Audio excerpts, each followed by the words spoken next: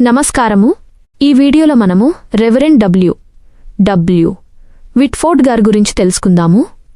ఈయన కాలము 1842 సంవత్సరము నుండి 1849 సంవత్సరము వరకు. క్రీస్తు శకం 1842 సంవత్సరమున రెవరెండ్ విలియం హావేలు గారు కడప జిల్లాలో ఎస్పీజీ మిషన్ ప్రీస్ట్గా పనిచేయుచు మదరాసులోని ఉల్లవరంనకు ఎస్పీజీ పాస్టర్గా వెళ్ళిరి. మదరాసు ఎస్పీజీ డయాసిస్ నుండి రెవరెండ్ డబ్ల్యూ విట్ఫోర్డ్ గారిని కడప సంఘమునకు ఎస్పీజీ చర్చి పాస్టర్గా పంపిరి. క్రీస్తు శకం 1835 సంవత్సరమున మదరాసునందు సెయింట్ జార్జి క్యాథడ్రల్ కట్టబడి ఎస్పీజీ డయాసిస్కే ఏర్పడెను. ఈ Madras SPG diocese Calcutta metropolitan గారి పాలన క్రింద ఉండెను.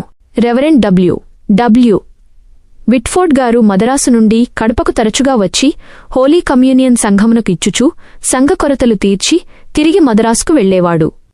కడపయందు స్థానిక సంఘకాపరి లేకుండెను. ఇట్లు 7 సంవత్సరములు రెవరెండ్ డబ్ల్యూ విట్ఫోర్డ్ గారు పనిచేసి ఆ పిదప కడపకు వచ్చుట మానిరి. ఈ తరుణంలో కడపయందున్న క్రిస్టియన్ లైన్ నందున్న క్రైస్తవ కుటుంబము కొట్లాడుకొనుచుండిరి.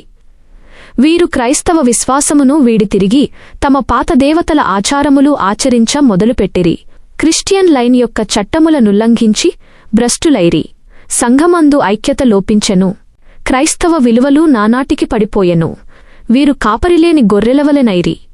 అయినను గౌరవనీయులైన బాసిల్ వుడ్ ఆల్ఫ్రెడ్ గారు తమ వాక్యోపదేశముచేత ఉపదేశములచేత వీరిని హెచ్చరించుచునేయుండిరి.